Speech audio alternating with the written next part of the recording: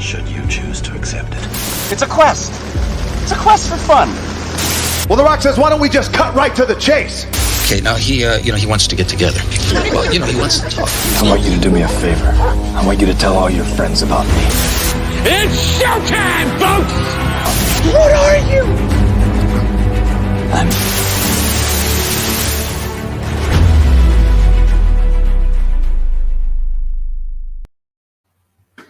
Greetings and salutations, everyone. Welcome to another episode of And I Quote, the live weekly show where we bring in a special guest, ask them a few questions, and find out what they have planned for the future. My name is Ryan of Neuroculture. Welcome to the show. Joining us in the studio this week is a very, very special guest. Not only is he a podcaster, not only is he a Funko Pop collector, among other things, but he is one half of the dynamic duo of the Gastlecast. Please welcome Christopher Gast. Christopher, how you doing today, my man? Hey, what's going on, man? I'm doing well. How about you?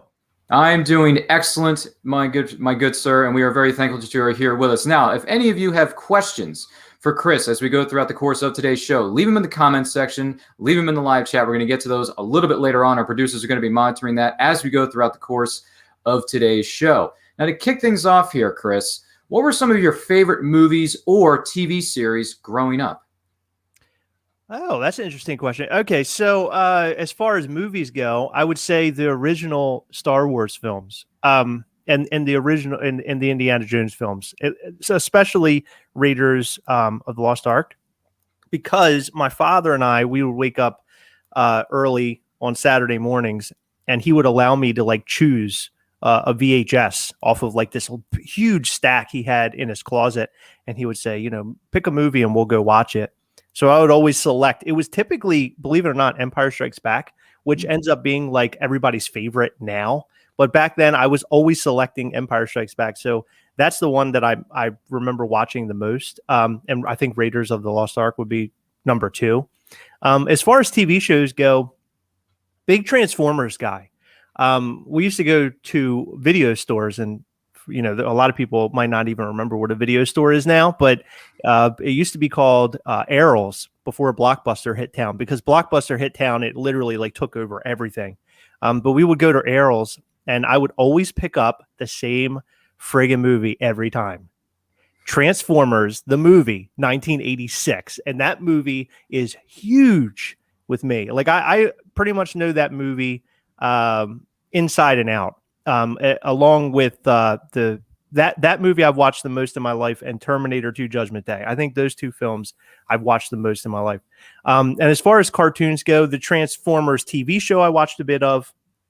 And additionally, as I got a little bit older, the Spider-Man Fox cartoon, which in my opinion, a lot of people carry on about the Batman animated series, but the Spider-Man animated series was awesome. It was very well done.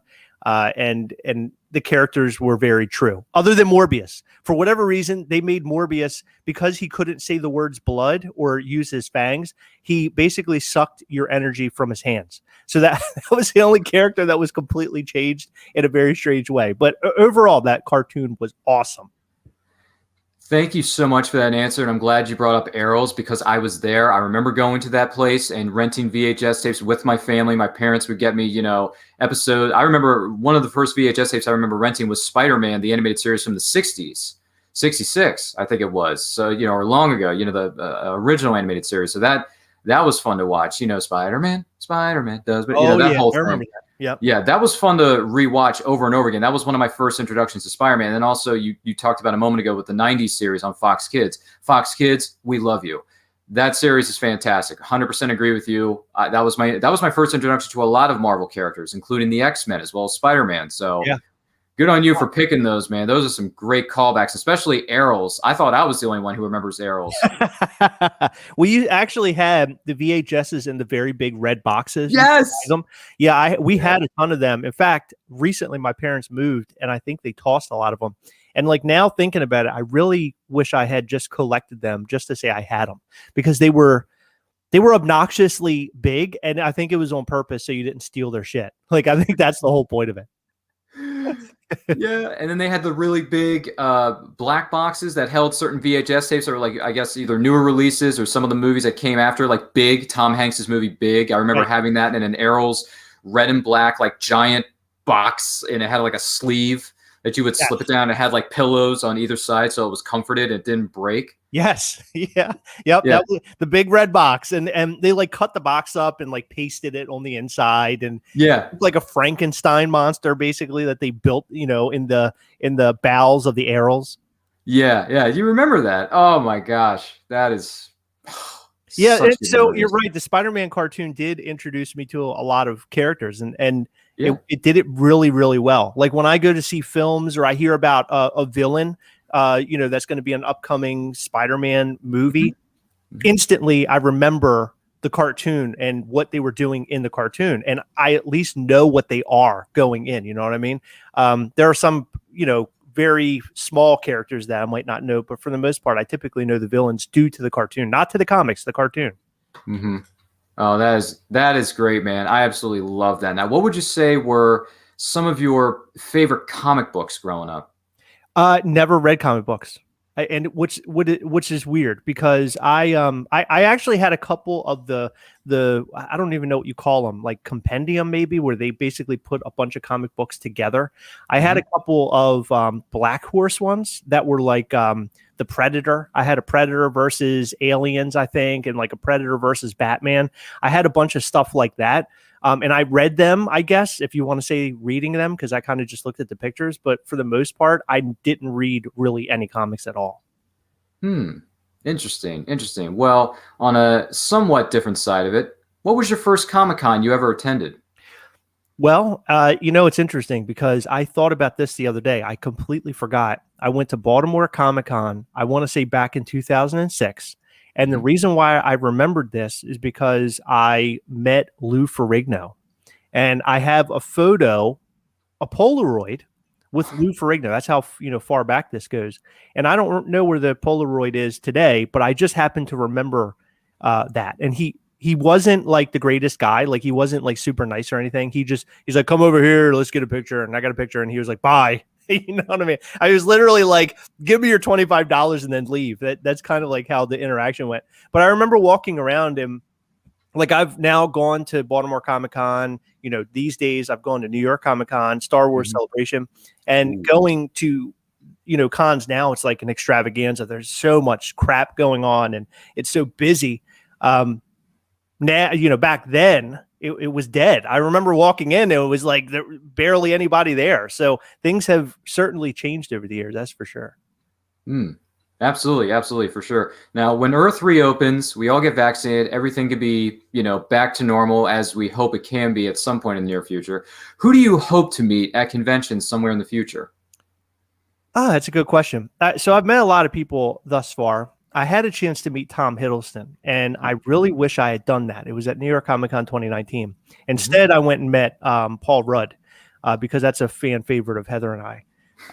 So him, I would like to meet. Chris Evans would be great. I guess any of the Avenger, actors, even the ones who have like kind of passed on, I guess you could say, like Chris Evans. I think those are the guys that I would like to meet the most for sure. Nice. Hopefully they can assemble one day and you can see them all. Who knows, right? Oh my God. If Robert Downey Jr. did like an assemble with like a bunch of the other guys and they said, it's going to cost you like $2,000 to do it all. I mean, I know this sounds silly, but I would definitely do it. That's awesome, man. That is certainly incredible. Now, what was the first Funko Pop you ever bought? So it's a funny story. Funko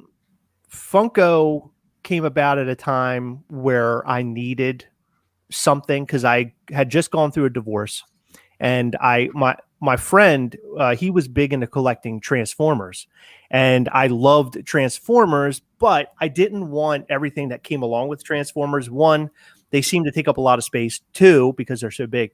Two, they transform. You got to do all sorts of things with them. As a kid, that's fun, but as an adult, I'm not really looking for that, I guess.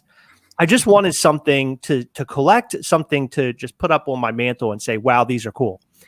So I talked to him and he's like, you could buy collectibles like, he mentioned like Hasbro and there was like Black Series Star Wars figures, Marvel Legends, stuff like that. And he says, But there's also these things called Funko Pops. And I was like, interesting. So I went online. And the reason why I wanted to start collecting was because the MCU it resonated with me. I really liked the MCU. I love what they were doing. So Guardians of the Galaxy had just released not too long after I had this thought. So I went on, and back then you didn't get Funko Pops like you get them today. Like you get Funko Pops before the movie releases. Back then, sometimes the Funko Pops released after the movie had already dropped. So I actually bought all of the Guardians of the Galaxy, the entire set, and I put it up on my little mantle that I had back then. I didn't have what I have behind me today. And I remember I'd watch TV, and above it in my living room, I had all my little Funko Pops up there. And I thought they were great. And then Age of Ultron was talked about and released. And when Age of Ultron came out, there was like, I don't know, don't quote me, but maybe like 15 Funko Pops that came along with it. And I started collecting them. And so at this point, Heather's like, because she and I are together. She's like, so what's happening here? Like, are you doing this? Is this like your thing now? And I was like, yeah, I really like them. I say, I feel like I'm just going to start this collection. And from there, it just kept growing. And in fact, Heather started going out and hunting for Funko Pops, and I wasn't really into that. Heather was. Oh. So Heather was like, what are you looking for? And I would tell her, and she'd like run out and she would find it and bring it back. And I'm like, holy crap. I was like, Heather is on this stuff, So one day on Amazon, I found a Funko Pop that she might be interested in. It was a Harry Potter-esque like Wizarding World character. I think it was one of the little creatures. And I showed her this and she's like, oh, that's really cool. So I ordered it. I gave it to her and she had it. She's like, wow, this is really cool. I love the Harry Potter ones. And then from there, it started resonating with both of us. And that's when it really started to blow up, because now she and I are in it together. And I would suggest that that's worse because it's not just one person in the frenzy. Now we're both involved in it. But nonetheless, I went way further than I should have. But basically, that's what started our Funko frenzy into the world that we're in today. Oh my goodness. That is certainly amazing. Thank you for answering that. Now, just out of curiosity, do you have a specific number? How many Funko Pops do you currently have in your collection, respectively? So I count Heather and my collection. I hope Sure. That's okay. We have, I would say right now, about 1,500, maybe a little more. So I know it sounds crazy and that number is high. Sounds heavy. It is very, and moving them, we recently moved into a new home and it's really, really crazy. Like moving all of those are really, really crazy. Hold on. Congratulations on the new place, by the way. Thank you. Are you done? Yes. Thank you. Heather came in and interrupted my thought process. I'm like almost ADD. So if something happens, I can't pay it. I like leave.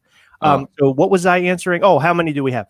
Yeah. So 1,500 or so, yes. But what's interesting is about 150 of them are in our giveaway pile for our channel. Oh my goodness. So, yeah, we always keep a tap of things that we can give away to our viewers. So yeah, we have a lot of that. That's a nice round number. Now, outside of Funko Pops, what do you and the missus enjoy collecting the most? Well, Heather is huge into Tiny Ghost, BIM toy. They look like this. Incoming visual aid. Yeah, she's into these a lot. I'm mostly into, now this is a custom, but I'm into chomps. So this is what I'm really into, the abominable toy chomps. So outside, like I'm more of the chomp person, she's more of the Tiny Ghost person. So I guess that's the good answer. Outside of that, I mean, like we don't really collect anything else. I know people out there collect like, they were kids and they were collecting like stamps and coins and stuff, but we weren't into that. We got into collecting as adults, which is interesting. I think it's something that everybody needs to do a little bit of. Maybe not to the extreme like us, but overall, I think everybody should collect something. Yeah, not everything in your collection, everyone, has to be 1,500. Okay. Yeah, it doesn't have to be ridiculous. It doesn't have to be an outrageous number such as that one. We're talking with Christopher Gast, one half of the Gastlecast. If you have any questions for him, please leave them in the live chat. Our producers are going to be monitoring that as we go throughout the course of the show. We will save time to answer them at the end of the show, I should be saying. Now, outside of all the collectibles, all that wonderful stuff, one of the bigger questions we have here for you is, what made you and the missus decide to become podcasters? Oh, okay. So that's interesting. By the way, those who are in the chat, I see there's a lot of chatting going on. Go to the Gastlecast We Hunt Together group and pull more people in. We need more people here to watch this and Agreed. to subscribe to this channel. Also, if you're here, Nerd Culture, Oh yeah. subscribe. Thank you. There might be a prize in it for you if you bring more people here. I'm just saying that right now, just so you know. What got us into podcasting? So Heather and I started off podcasting about films, movies. We would go to movies that had released on a Thursday, when they first come out, and then we would run right home, either with just her and I or some friends. We would sit around a table and we would discuss what we had just seen, like it was that fresh, And back around that time, it was like the Wonder Woman first film, the Power Rangers film that had come out, Saban's Power Rangers. Love that movie. Yeah, those two movies that stick out for me. But it was right around that time I would basically record all of it. Then I would take it like I would a YouTube channel that we do these days and edit it and put it up on SoundCloud. And people really happened to like it. I mean, it wasn't like catching on like wildfire or anything, but we had friends and family and their friends and family enjoying what we were doing. And it was fun. And so now we're trying to get a little bit more into the movie and TV show stuff because we're doing it all on YouTube nowadays, but we just recorded a YouTube video about the new Falcon and Winter Soldier show. So I want to make like almost a little piece off of our channel where we're doing more movie and TV. That's the plan. A bit of a spin-off series. Yeah, I think so. It's called Gastlecast Just Seent It. And Seent is spelled SCENE 'T. It's Heather. Heather, I think she heard it on The Office, but she's been saying it for years. Seent. So that's. I thought it would be a funny little tie-in. No, that sounds great. That is absolutely wonderful. Now, what would you say are some of the rewards of being a podcaster? Rewards of being a podcaster. So, can I? So I have more rewarding stories, I think, with my YouTube channel. So is that okay? Sure, go ahead. Okay, so with the YouTube channel, the most rewarding thing is having people react, respond, and be interested in what you're doing. So the fact that we have this channel, we make these videos, which, by the way, last year, in this time of year, we were getting right around, I would say, between 100 and 200 views per video. Now, this year, it's a year since then, we have improved by 677%. I think the number was. Now we get views upwards of I don't know, between 1,500 and 3,500, depending on the video, depending on the topic. So we have improved significantly, and along with that improvement, we get more comments, we get more feedback. We have more people that are coming into our world here, and into the world of the Gastlecast. That is the most rewarding part, is that people choose to come and watch it, but even better, choose to stay. And I would suggest that over the course of time doing this, we have a good number of people that have continued to stay almost since the very beginning. I mean, we know people that have been watching us since almost day one, that we've been doing the Gastlecast. And it's so interesting that this world, Gastlecast sort of world has been building up, and it's only growing. It's only getting bigger. And that to me, nothing is better than that. No number of subscribers, no number of views is as good as people actually giving a crap about what you're doing. That's the most rewarding part. Mm-hmm. Did you hear that, friends? Where they were a year ago to where they are now, if you just keep putting the pedal to the metal and you keep going and don't let anything stop you, you can get to these sort of numbers. Because we started in a similar position where we were, new kids on the block, and to a certain extent, we still kind of are. We're still finding our footing, but at the same time, we're building and building and building each and every week, and more content is coming out from both your YouTube channel and our YouTube channel, and we're reaching more and more audiences. And that's a beautiful thing to see your numbers go from one position to another position entirely. So congratulations to you and your team, Chris. That's wonderful. Yeah, I mean, when you say team, you're basically talking about me, because Heather, although sits in front of the camera, I do my best to make sure that there's a video every day. So back, a year ago, we were doing videos maybe 2 to 3 times a week and maybe a live. Now we're doing a video every single day. And I got to tell you, it's grueling. It's tough. It's hard. But I told Heather, I said, until we can maintain a decent size audience, because here's what's happened, Ryan. This kind of gotten weird. What has happened is we've started earning money on YouTube. Okay. And what happens when you start earning money on YouTube, you then have to go and do the taxes portion of it. And when you do the taxes portion of everything, because of what you're earning, that is when all of this becomes a huge pain in the butt. So now this has become a business, and I'm about to actually turn it into a sole proprietorship, because that is, I have to be able to write stuff off. We've done so many upgrades that, I'm not making enough money with what we're doing to do the upgrades that I want to do. So we're doing everything we can to make more money to improve the channel and make it better. One of these days, what I'd really like is that we have an actual studio, like a real studio, not in my house, like a real studio where we go and we film and do things. That's my dream. If we'll get there, I don't know, but that's what I would really like to do. And on a similar note, that's one of our goals as well, is to eventually get our own studio where we can, put out certain amounts of content and, reach certain amounts of audiences. So to a certain extent, you and I, we understand each other. We know where each other's coming from. So I absolutely completely get that. Now you kind of mentioned it a little moment ago, and that kind of segues into our next question. On the flip side of it, if you want to dive into it just a little bit more, what would you say are some of the other challenges of becoming a podcaster? Well, that's getting your viewers. That's never easy. It's never easy. It's not an easy task. So I would suggest one of the hardest things is finding topics that people are going to be interested in. So what I see a lot of, by the way, this is going to be a long response. So I hope it doesn't hurt what your more of your questions. So I notice a lot of people are doing exactly the same thing, and some people, YouTubers, it works, and some other YouTubers, it doesn't. Making unboxing videos of the same exact thing that everybody's seen. It's like, well, I got this Winter Soldier Funko Pop. I'm going to make a video of it, and I'm going to unbox it. I'm going to show you on the camera what it looks like, and then see you later. I'll see you next time.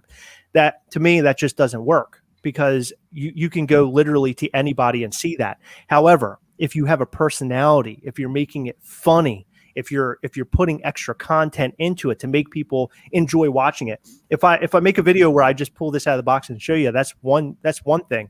But if I pull this out of the box and make it comedic, and it's a song and dance, and there's a lot of production involved in it, people might actually choose your video over the other person unboxing this Funko Pop. I think that's where a lot of people screw up. I also think people screw up, and I'm one of those people, and I do it daily, where we choose topics that people just don't care about. And you have to kind of dig very deep and find a topic that people are really going to go crazy about. And one, as an example, a few weeks back, there was a Funko Pop that was dropped on hottopic.com.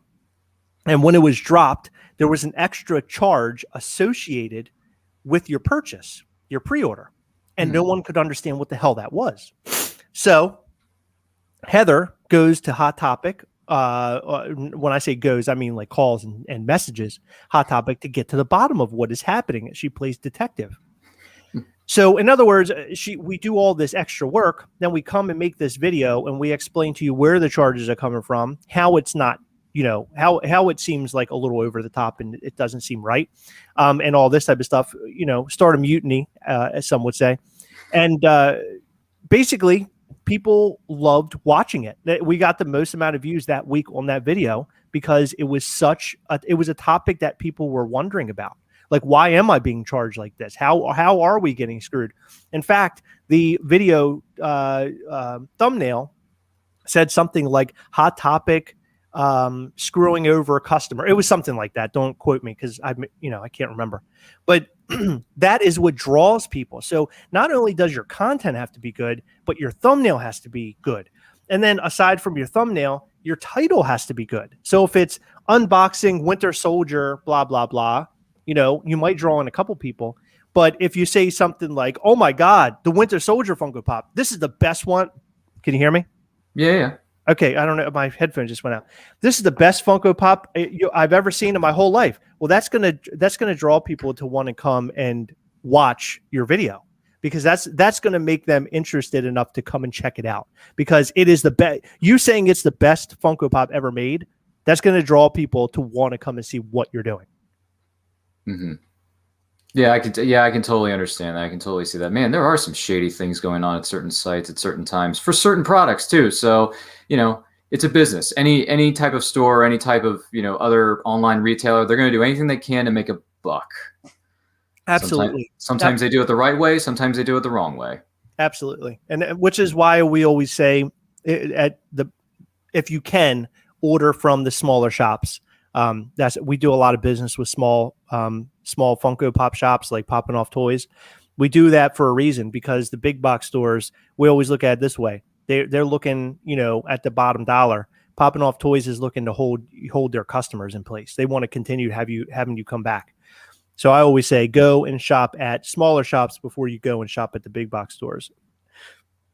That's a very good point. Very good point. Now, up to this stage in the Gastlecast's career, I should say, any special memories from your show thus far, or meeting other people through the Gastlecast? Sure. So we used to do. We haven't done it in a while. Well, we plan to get back on board with it. But with our interview series, in fact, you were on there once, Ryan. Long time ago in a galaxy far, far away. Yes, sir. That was fun too. Yeah. So like having, people on like you, like fellow collectors, that's always a whole lot of fun. I have memories from that, from talking to just the average Joe who's collecting. People with other YouTube channels is fun to talk to because you get their experiences. We've also talked to an actor from The Walking Dead at one point who played a zombie, which was a lot of fun. That was cool talking to him because we're huge Walking Dead fans.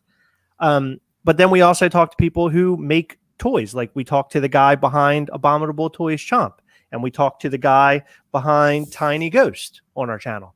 And we had interviews similar to this one. And that is something that really stands out to me because that was a lot of fun. We learned some things that we didn't know a whole lot about. And like I said, I hope we can do more of that. I've reached out to a couple people about interview series. They're not reading their messages. I'll say that. They're literally not reading them. It isn't like they're reading them and then just like ghosting us. They're just not reading them. And I've been trying my best to go and attack them from all angles of social media. So hopefully one of these days we'll have, I'll tell you one of them that I really want on is Sully from Funko. He was a former Funko guy and he was their former social media dude. I really want him on and talk to him about his time and life at Funko. And one of these days, hopefully, we'll get there. Well, I sincerely hope that you and Heather are able to interview those people moving forward. Now, someone told us that you have a bit of a history with someone who's been on our show. Excuse me, I should say. And I quote, and that would be one Jason Swoboda. Any funny stories about Jason? Oh my God, Jason Swoboda. Yeah, he's what's he like?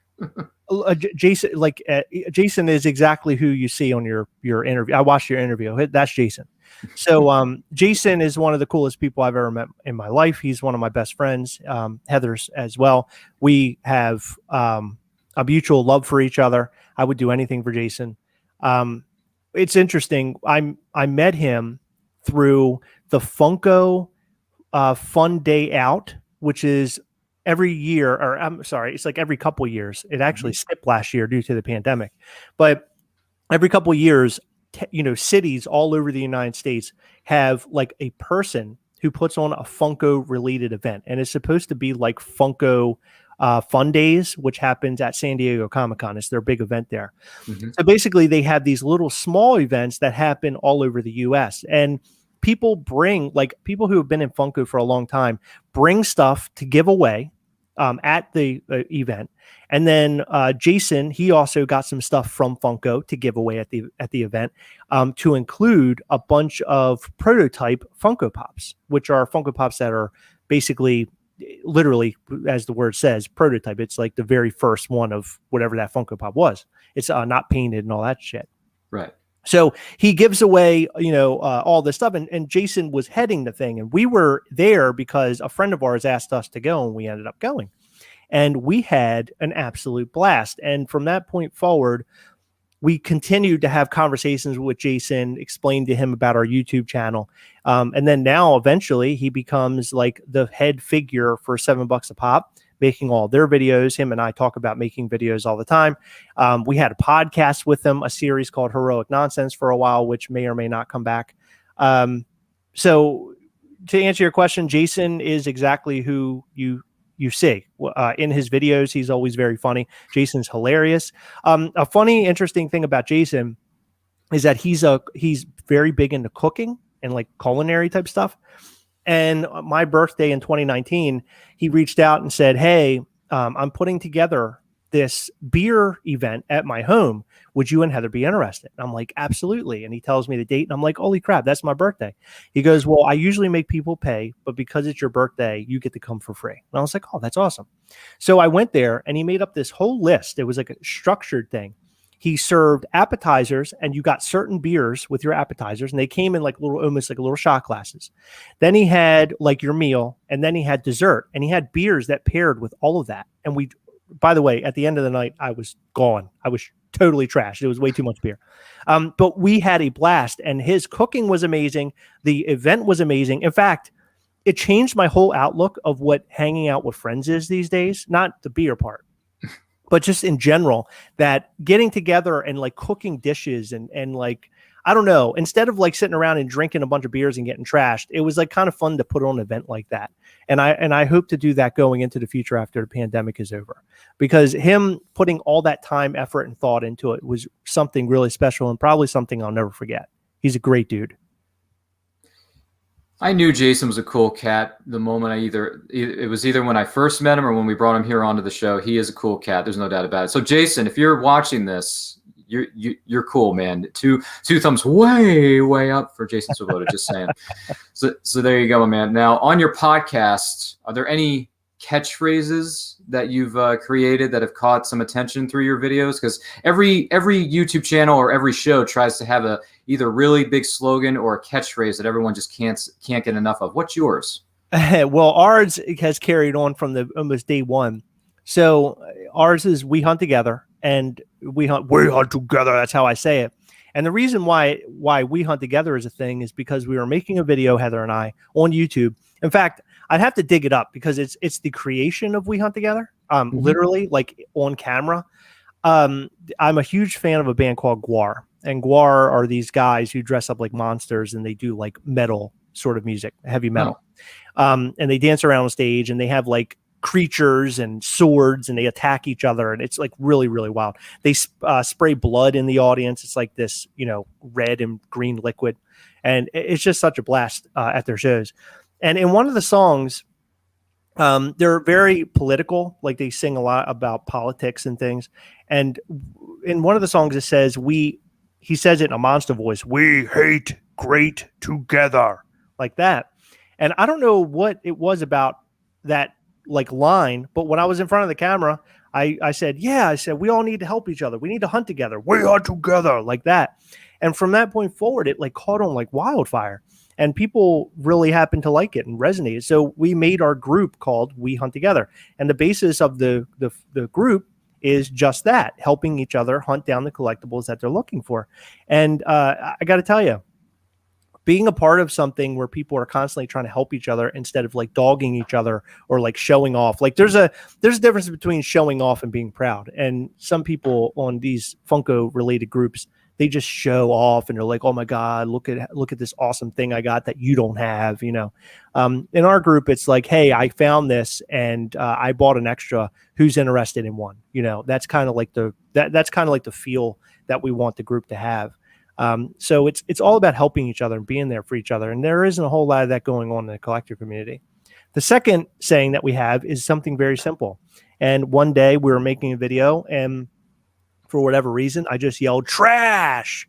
I'm wearing the shirt right now, actually. My trash t-shirt right here.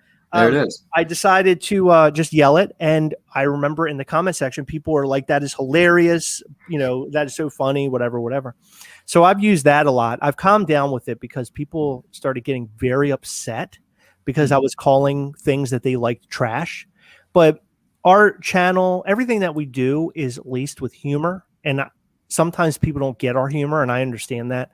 But I always like to make it known that, guys, we're here trying to make content. When you're making content on a daily basis, sometimes you'll say things that maybe people won't necessarily, not everybody will agree with. So just look at it from humor's sake. And some people get that, some people don't. And that's just kind of, I guess, how the world is, unfortunately.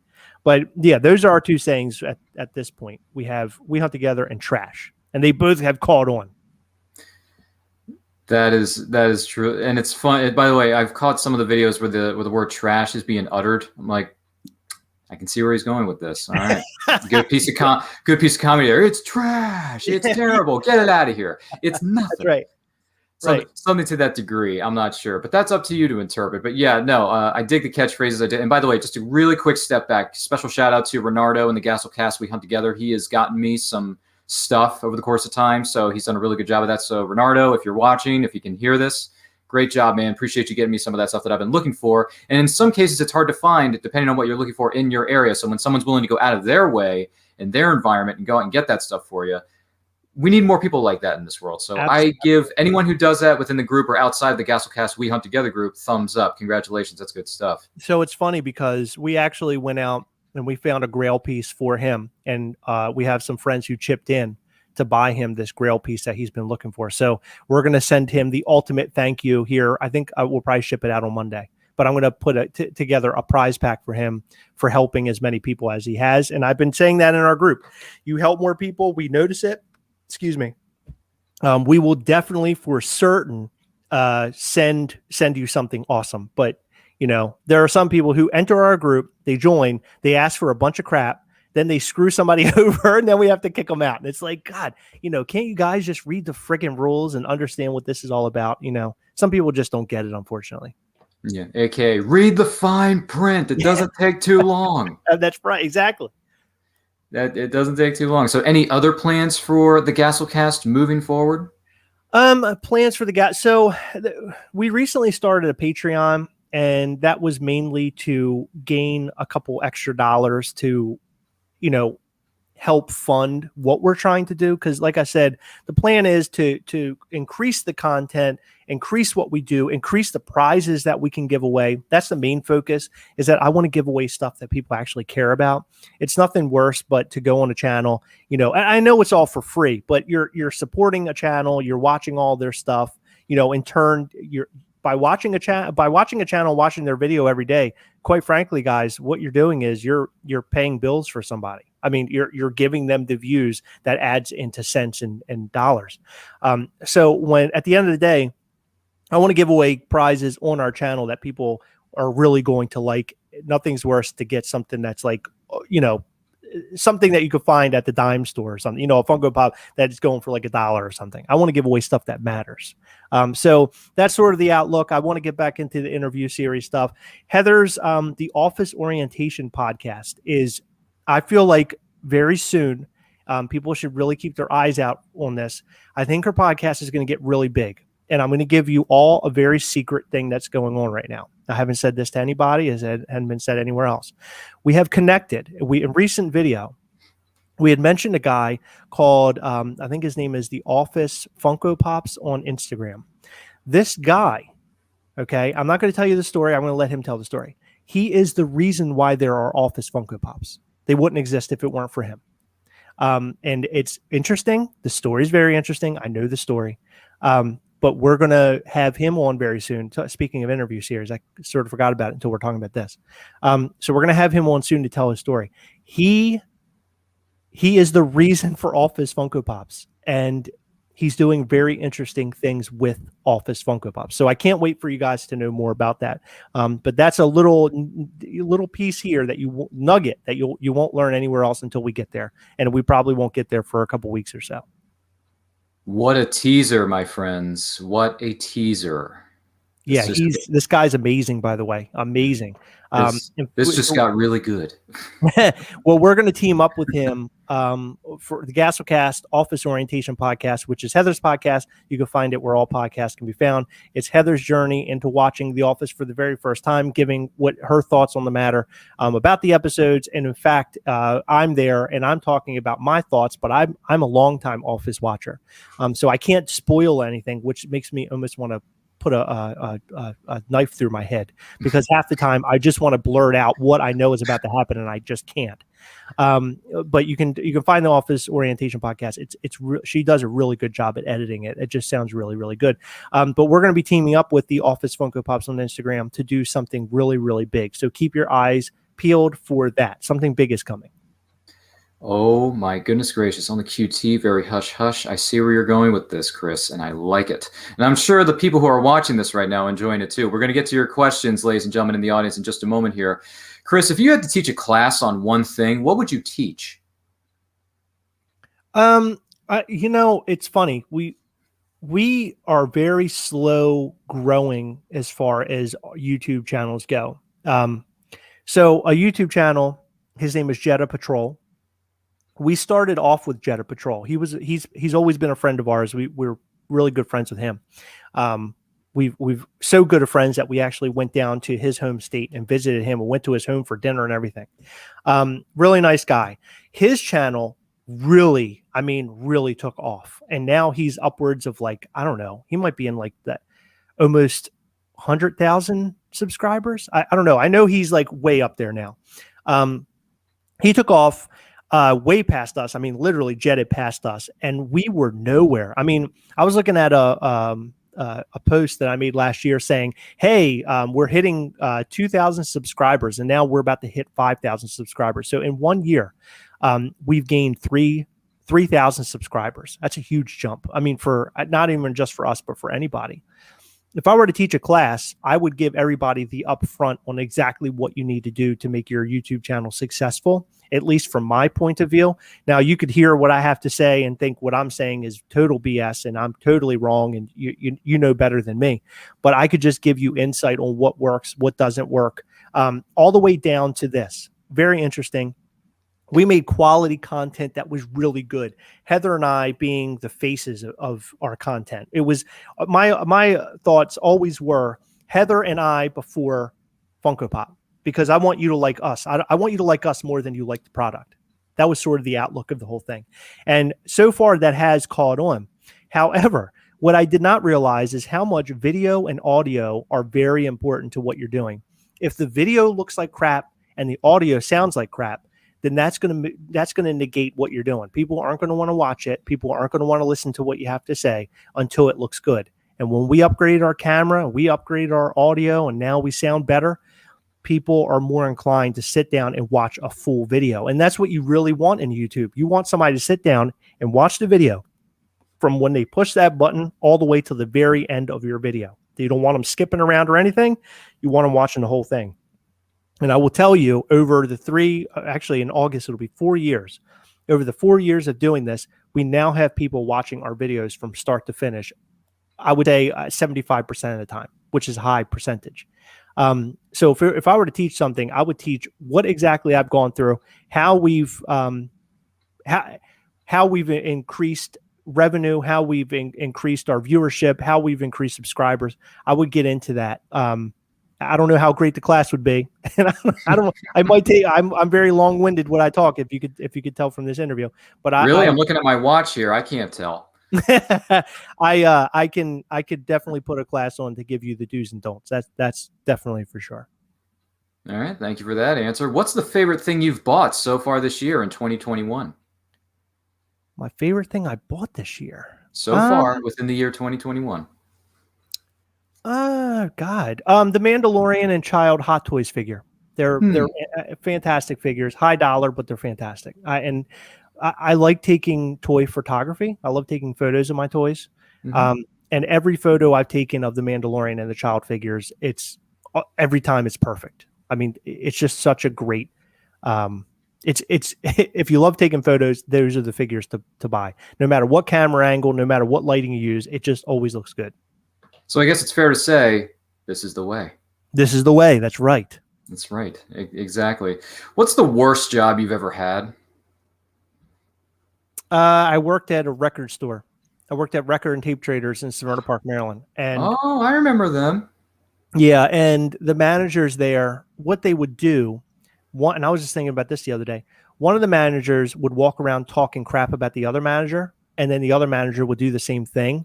And when you were with them, they would try to get you to talk crap about the other manager. And I remember one time it was like a girl and a guy. The girl, it was like real late, and we were saying, going back and forth, talking about stuff. And I was like, oh yeah, you're right. I did notice he did something like that. The very next day, we had like an all teams, or like all personnel conversation. And they were basically like, yeah, you shouldn't talk crap about people and all this. The very next day I quit because I was like, you know what? This is so crappy. These people are trying to pit us against each other. I'm not here for that. So I would say that was the worst job.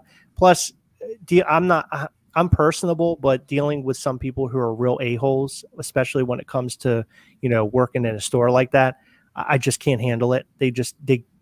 People get to me too fast. I don't like that. No, all right. I can see that. I remember going to the record and tape traders in Towson. That's the one I remember going to the most because that's my neck of the woods. So I remember getting a lot of my DVDs, first Blu-rays, and other movies or other, type stuff from them because, they sold them at decent prices for the time. So it worked for me. And then when they were going out of business, I grabbed some stuff that used to be like 10, 15, went all the way down to 5, and then they went down to 3, and then they went to $1. So I'm thinking, I'm going to stock up on some of this stuff before you guys close up shop, just saying, because I'm a movie collector by nature. So I'm like, I'm going to get some. Good idea. Yeah, it's full disclosure. But anyway, we appreciate you answering those questions, Chris. We're going to turn things over to our friendly neighborhood audience because they have been fantastic throughout the course of today's show. I want to give them a quick shout out here. So one of the questions we have for you, hopefully you can answer this one. I'm not sure. What was Heather's first Funko Pop? Oh, so Heather's first Funko Pop was a Fantastic Beast. I couldn't remember earlier. Fantastic Beast, and it's like a little monkey thing. It's clear, you can see through it. It's invisible. I can't remember the name of the thing though. Unfortunately, if she was saying here, she'd be able to tell you right away.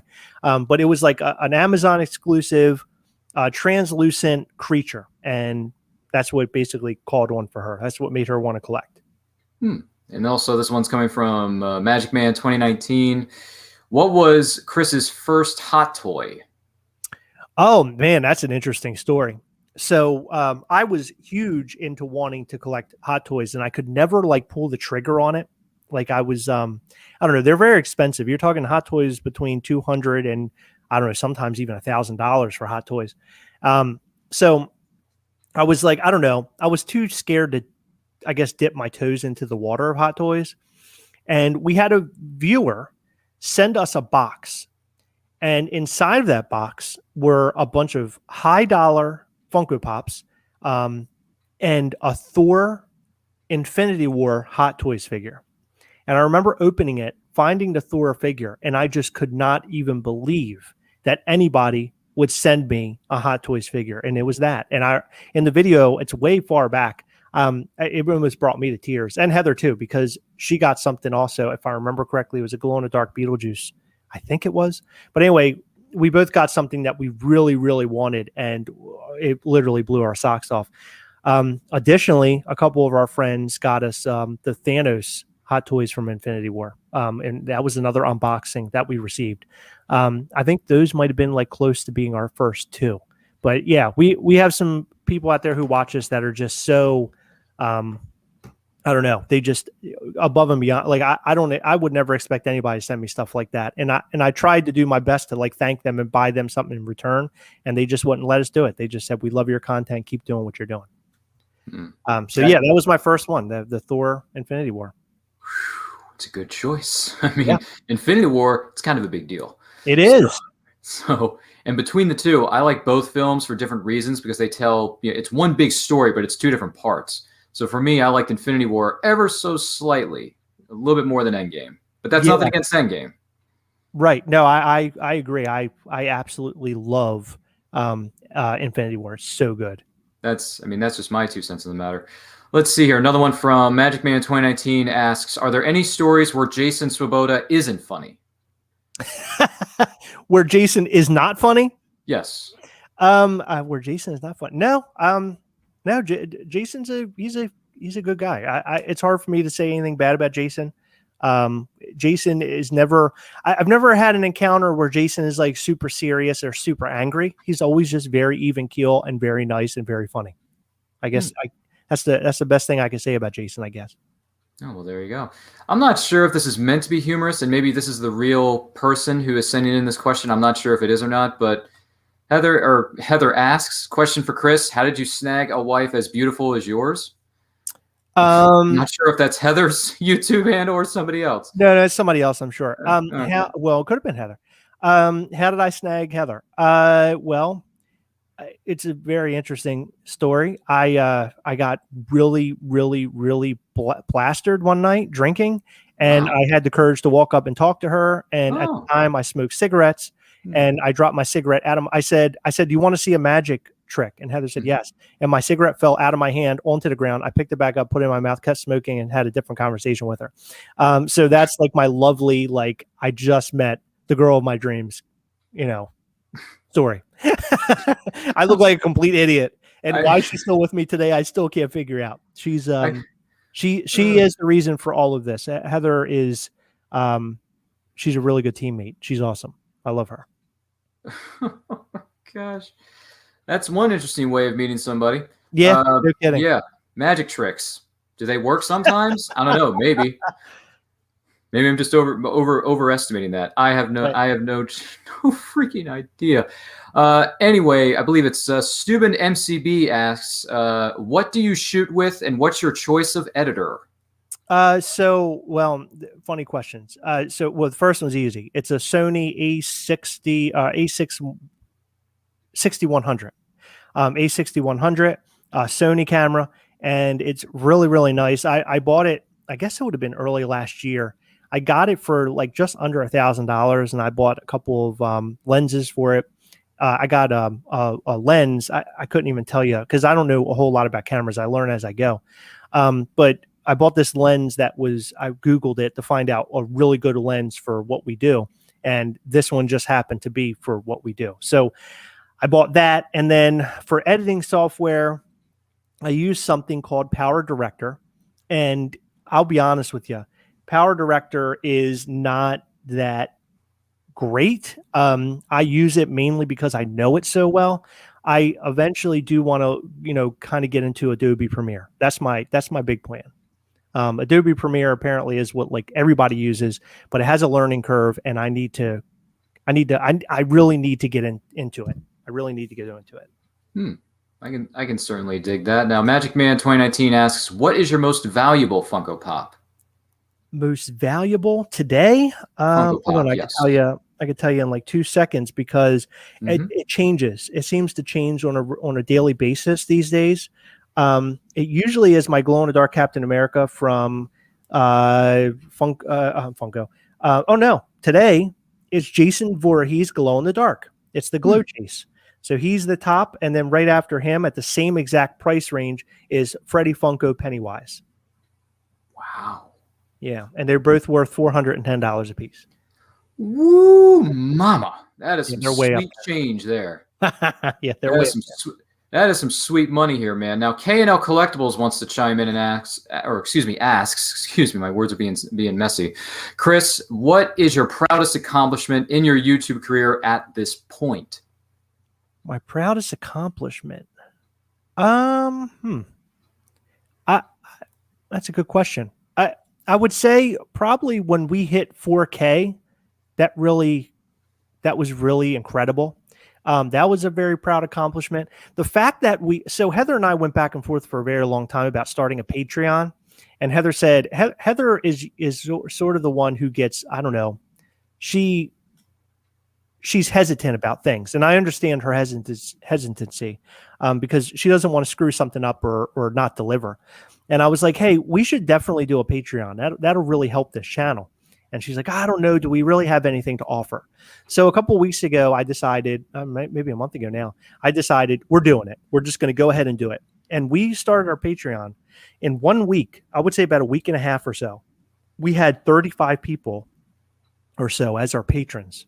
And just that quick, like people jumping on board with us like that was just for me was a proud moment. Just knowing people were there to see our dream unfold, because not only are we doing the channel, but we didn't get into this, Ryan. I don't know how we didn't, but we're also making our own designer toy.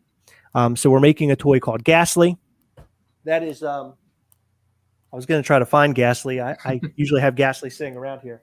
But Ghastly is our upcoming vinyl toy that's currently in the process of being created. And that I'm very proud of that. I'm proud for how far it's come. And at this point, we just received photos a couple of days ago of colorized versions of the toy because it's being created over in a manufacturer in China.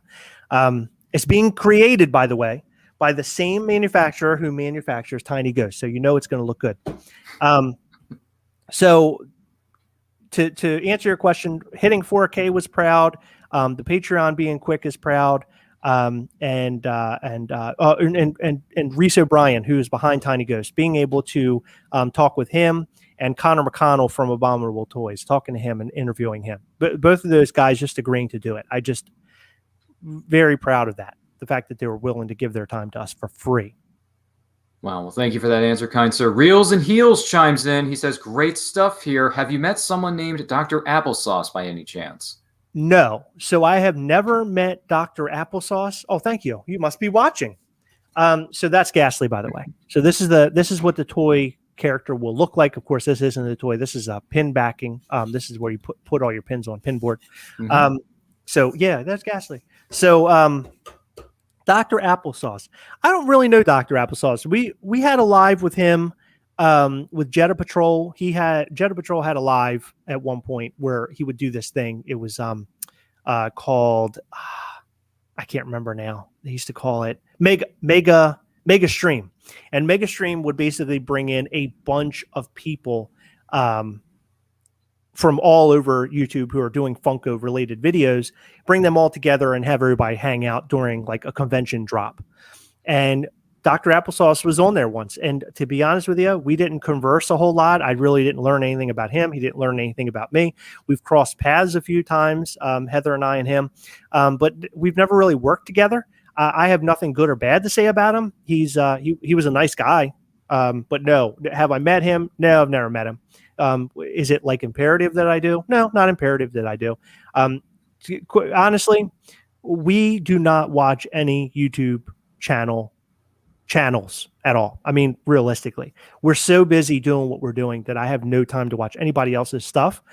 And I also like to say I don't do it because I don't want people to think that we're stealing other people's ideas, because we don't. Like, that's something that we're so far away from. I pay attention to what no one is doing. In fact, a few months ago, we posted a video on a Friday and we called it like Funko News Friday. It was FNF or something. And all these people started commenting on the video and they're like, this other YouTuber makes these videos on Fridays about news, and how dare you steal his ideas? And I'm laying in bed, because after we post a video, it's usually late. So we're laying in bed usually and responding to the comments. And I'm looking at Heather and I go, I don't even know who this guy is. Like, we don't watch this guy. Like, how can I steal an idea from somebody that I don't even know him? So needless to say, I don't want to watch anybody's stuff because I don't want anybody to think I'm stealing whatever they're doing. We do our own thing and it's fun, and boom, there you go. There's a long-winded I'm sorry, I'm full of long-winded answers. It's all right. Stupid MCB asks, are you all starting to be recognized at the cons you attend, you and Heather?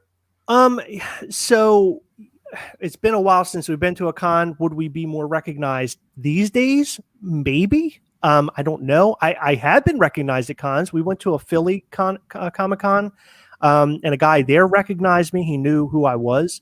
There have been a con, like some locals have noticed who we are. But outside of that, nothing like real crazy. Like I said, nowadays it might be a whole lot different. I don't know. Hopefully cons come back to life and we can go there and I can give you a better answer later. No, it's okay. On behalf of all of us nerds here, we do miss going to Comic Cons. We hope Earth reopens sooner rather than later so we can get back to the con circuit because we miss it like crazy. Magic Man 2019 asks, are you more excited for Falcon and Winter Soldier or the Loki series on Disney Plus? Falcon and Winter Soldier. And the reason why, I've talked about this a couple times on our channel. I like that when you in the MCU, they know what they're doing and they know how to do a lot of things and they know what to do with their characters. As in a prime example, in Thor, they knew that Thor 2 was a complete bomb. How do we make Thor 3 better? Well, we bring in a guy who is mostly known for comedies, Taika Waititi. and we do almost like a comedic spin on Thor and make it, I don't know, make it kind of like just who Thor is as a character, make him a little bit more comedic. And that was brilliant. With Captain America, on the other hand, it has always been, at least after the first one was a little goofy to me. I like it, but it's not my favorite. But when we hit Winter Soldier, it got very, very serious. There were some fun like things and aspects to it, but it got very serious. And Civil War was even more serious, sir, if I can use that word.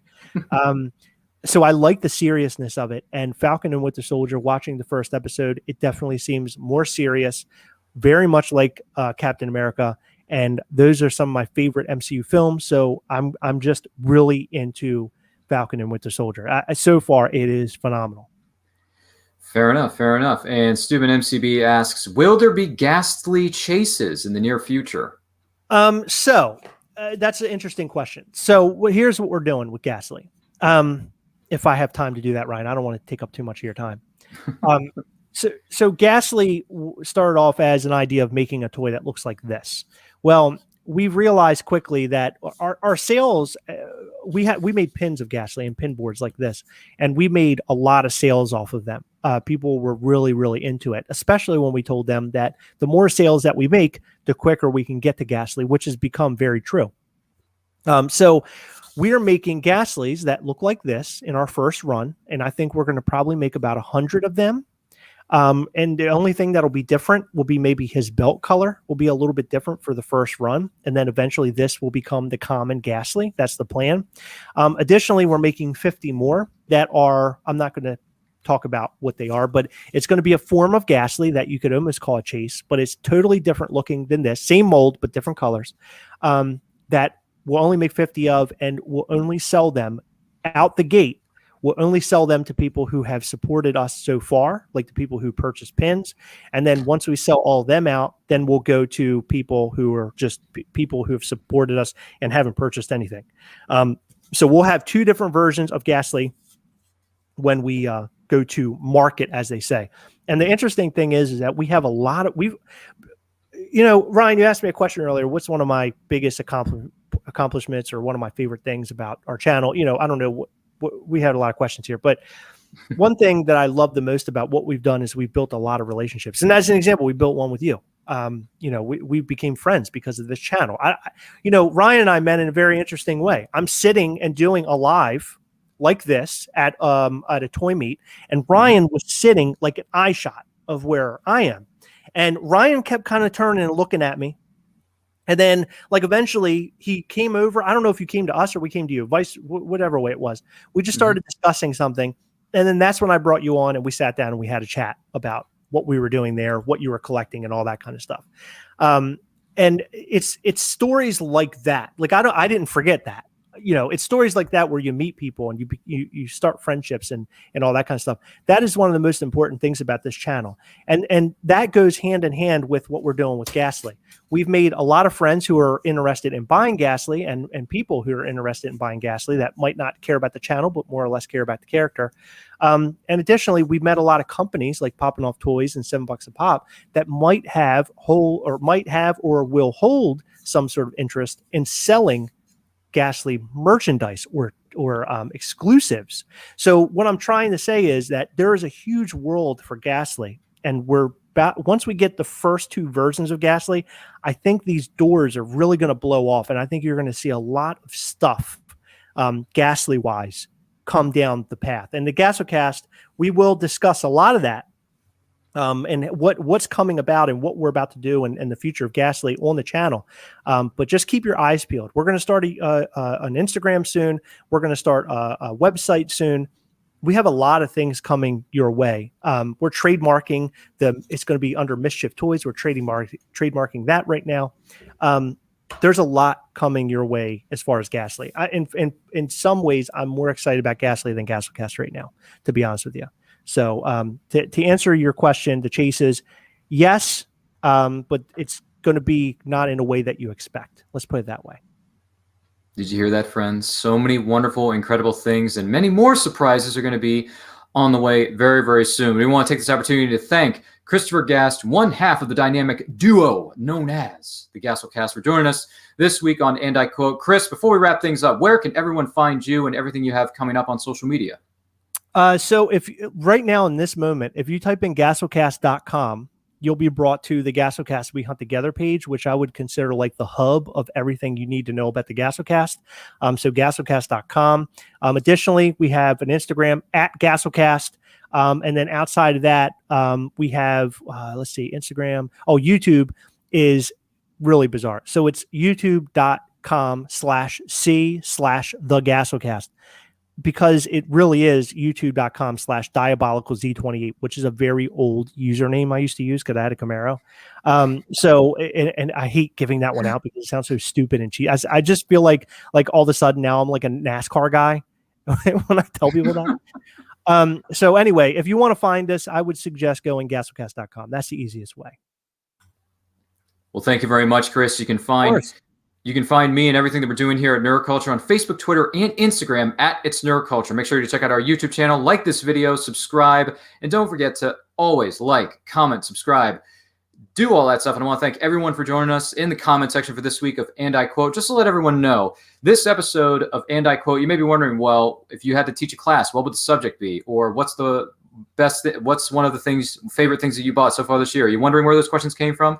This episode of And I Quote, and every episode, is powered by Pod Decks. Pod Decks are unique interview questions and episode starting prompts in the palm of your hand. So wherever you go, or whether you are a new podcaster or veteran broadcaster looking to grow your audience or get more engagement, you're going to want to check out poddecks.com. Make sure to use the promo code NerdCulture, all one word, at checkout to get 10% off your order. You're not going to want to miss it. In the meantime, to everyone out there, stay healthy, stay strong, stay safe, and stay nerdy.